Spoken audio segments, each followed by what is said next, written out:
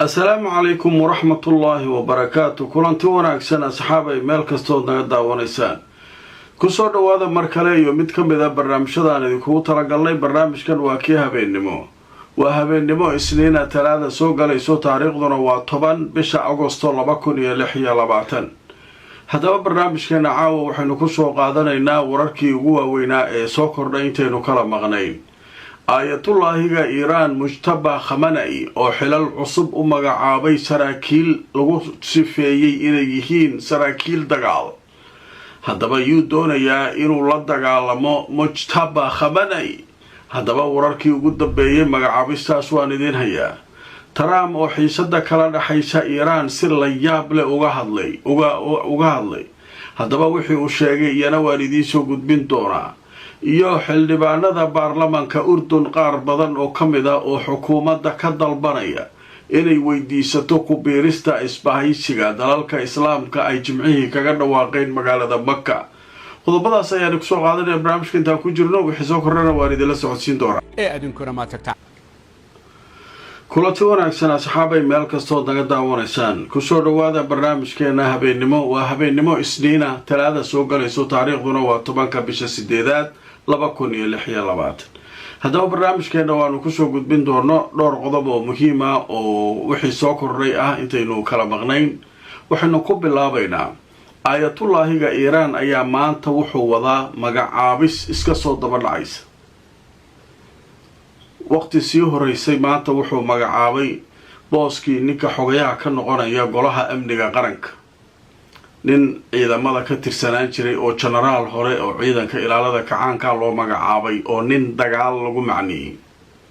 iyadoo tii warbaahintu ay ka sheekeynayso caawa wuxuu magacaabay 6 xilal oo cusub oo kuwa ugu waaweyn ciidamada ah. ragga uu u magacaabayna waxaa leeyahay waa rag dagaalka uu ka horeeyo, mintid ah, kacaanka islaamiga cabsan. hebel kacaanku cabsan yahay maqli jirtid. niman kacaanka islaamiga cabsan oo dagaalka iyo xabaddu ka horeyso ayaa loo wada dhiibaaley ciidamadii ilaalada kacaanka iyo abaanduulka iyo wixii oo dhan. haddaba marka aan idin tusoo wareegtadan caawa uu soo saaray oo aada looga hadlayo aayatullaahiga Iiraan. haddaba Khamenei ayaa la sheegay inuu dib u eegis ku sameeyay oo uu bedelay qaabkii hogaaminta ciidanka gaar ahaan ciidanka ilaalada kacaanka Iiraan. ilaa 6 magacaabis oo cusub ayuuna ku dhawaaqay oo uu sameeyay. haddaba hogaamiyaha sare bogiisa waxaa la soo dhigay inuu magacaabay Major General Ali Abdullahi madaxa abaanduulka ciidamada qalabka sida ee wadankaas. macnaha abaanduulaha ciidamada qalabka sida ayaa loo magacaabay ninkaas. waxaa sidoo kale la magacaabay General Ahmed Fahdi ayaa loo magacaabay taliyaha ciidanka ilaalada kacaanka Iiraan. waxaa sidoo kale Major General Mustafa Izadi ayaa isagana loo magacaabay ku-xigeenkiisa. hogaamiyaha sare wuxuu magacaabay General Ali Osman taliyaha ciidamada badda ee ilaalada kacaanka Iiraan. hogaamiyaha sare wuxuu u magacaabay Hussein Tayyib madaxa ururka iyo ciidamada abaabulka dadweynaha ee la yiraahdo Bazej. hogaamiyaha sare wuxuu magacaabay Sariya Guuto Kamras Haydari ku-xigeenka madaxa abaanduulka ciidamada ayaa isagana loo magacaabay. marka waa magacaabis isdaba joog ah oo maanta uu sameynayo ninka la yiraahdo aayatullaahi. marka hawshaas marka halkaas maraysa magacaabistaas marka waxa leeyahay ragga la magacaabay ayaa macna sameynaya. laakiin magacaabistu waa caadi. taliyo waa laga qaadi karaa, taliyo kale waa loo dhiibi karaa. laakiin raggan la magacaabay waxa lagu leeyahay waa rag laga yaqaano ciidanka oo laga ilaalin jiray taliyaal hadday noqdaan gacanta ka horeysa lagu leeyahay. raggii uu magacaawday ninkan marka waxa leeyahay dhowr arrimooda laga faalina. waxa leeyahay ninkan wadadii aargoosigu aaday dheh. rag wax falanqeynayaan u jeeda waxay yiraahdeen ninkii amniga qaranka booska uu dhiibtay generaalka ah raggan uu keensaday ninkan aargoosi aabihiisa inuu aargudo rabaa leey marka ninkan dagaaluu aadaa leey meelay kala dhacdaba marka waa arki doonaa kolley wixii akhbaaraada ee arrimahan mar kale wixii faahfaahina laga bixiyo waan idiin soo gudbin doonaa qodobka kale barnaamijka caawa aynu kusoo qaadanayna wuxuu yahay ninkii Trump ahaa mar kale ayuu xiisada kala dhaxaysa Iran si la yaab leh uga hadlay wuxuu yiri shir kasta markaa fariisanaba Iiraaniyiinta waxay la yimaadaan sheeko ah magdhow hana la siiyo magdhow hana la siiyo Mareykanka duqaymihii uu noo geystay kaabayaashii uu naga burburiyay lacagta gacanta nooga shub annagana kula hadda kadib shirka markaa fariisano annagana magdhow weydiisanayna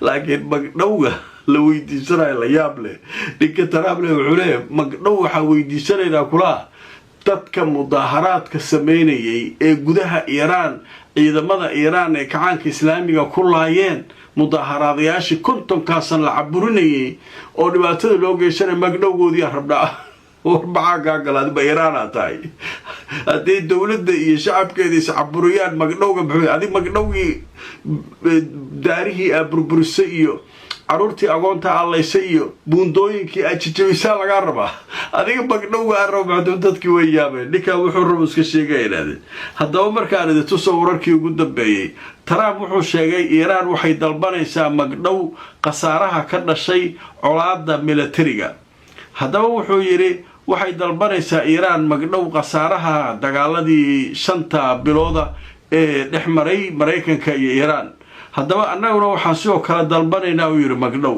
waxaan faray wakiilada Washington ee dhanka wada hadallada u qaabilsan dalabkan magdhowga ah inay hordhigaan Iran haddaba bixinta magdhowga Iran qasaaraha ka dhashay colaadda weligeed laguma soo qaadayo wada hadallada shirarka magdhowga waxa uu sheegay uu doonayo asagu inay tahay in la siinayo qoysaska boqolaalka kun ee dibadbaxayaasha ahaa kuwaasoo la dhibaateeyay kontonkii sano ee la soo dhaafay way marka ninkan marka sheekadaas uu la yimid wuxuu leeyahay sheekadaas jirta magdhow ayaa la iska rabaa uu leeyahay baashi baa saaba ciyaar ka dhigay ninkii Trump haddaba qodobkaas halkaas ay kaga gudbaynaa qodobka kale muhiimka ah baarlamaanka Urdun qaybo badan oo kamid ah waliba xisbiyada islaamiga ayaa dawladda ku cadaadinaya inay ku biirto isbahaysiga islaamiga sunniga ay yiraahdeen ee lagaga dhawaaqay Makka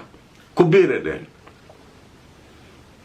si allaale sidii aad ku biiri lahayd inaad ku biirto waa yiraahdeen muhiim ee noo tahay anaga Israa'iil daris la needeen waana dardare markasta waxa rabtay sameeyeen marka hadiiba la helay dhahan isbahaysi dawladda islaam leeyihiin oo NATO kala warkale dheer boqorow meesha ka kac boqor Abdullah Urdun marka sheekadan waa marka sheeko cusub waa nin walba marka waa inuu meesha soo galo raba haddaba wararkii ugu dambeeyay wargeyska leeyahay Al-Qudus ayaa qoray wuxuu leeyahay Urdun waxay sheegtay islaamiyiinta inay dalbanayaan in Urdun ay markaa ku biirto isbahaysiga saddex geesoodka ah haddaba wararkii ugu dambeeyay waxay sheegayaan in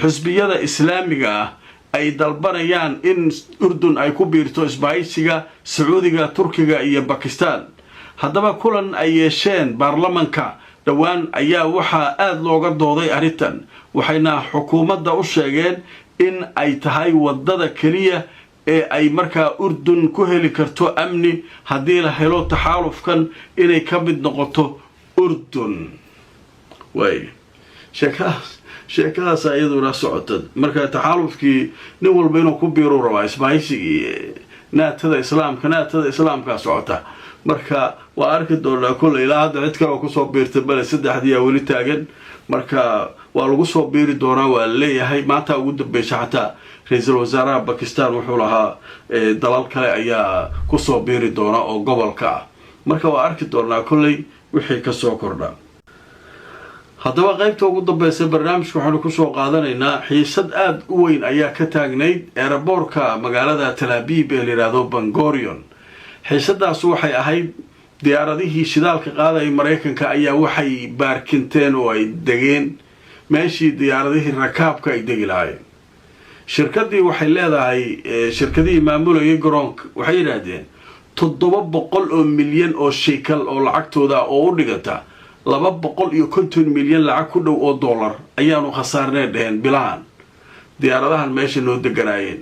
hadda marka cadaadiskii maanta ka yaraada leeyahay diyaaradihii intoodii badnayd waa la qaadaa leeyahay saldhigyo kale oo military oo Israa'iil ay leedahay loo kala qaybinaya. marka khasaarahaas isaguna soo gaaraan leeyahay Israa'iiliyiintii ana idintu soo wararkii ugu dambeeyay xiisadii ka jirtay Ben Gurion hadda waxaa la bilaabay diyaaradihii shidaalka qaadayay Mareykanka inay halka ka baxaan. hadda wararku waxay sheegayaan diyaaradaha shidaalka qaada ee Mareykanka inay isaga baxeen maantay airportka Ben Gurion waxaana la sheegay in ay tageen qaar ka mid ah saldhigyada ciidamada Mareykanka uu ku leeyahay halkaas gaar ahaan saldhigga la yiraahdo Ramon saldhigga la yiraahdo way marka diyaaradahaas marka Mareykanka marka waa kuwa weyn waaye oo shidaalka qaada haamaha shidaalka waaye hawada ayagoo ku jira ay diyaaradihii kale dagaalka markay soo dagaalamaan shidaal soo doontaan ayay shidaalka siinayaan marka haddana dagaalkii ku laabanayaan marka arimahaas marka ay shaqadaas ay qabtaan marka hawlahaas marka socday wararkaas ayaa ugu waaweynaa. waxaa kaloo idin xusuusinaya barnaamijkaygii labaad gantaalka ay soo saartay Iran oo cajiibka oo aanu ka sheekeynay dadka daawaday way daawadeen falcelintoodana way ku mahadsan yihiin. inta aan daawana waa barnaamijkii labaad ee maanta way soo daawan doonaan. nabadgelyo.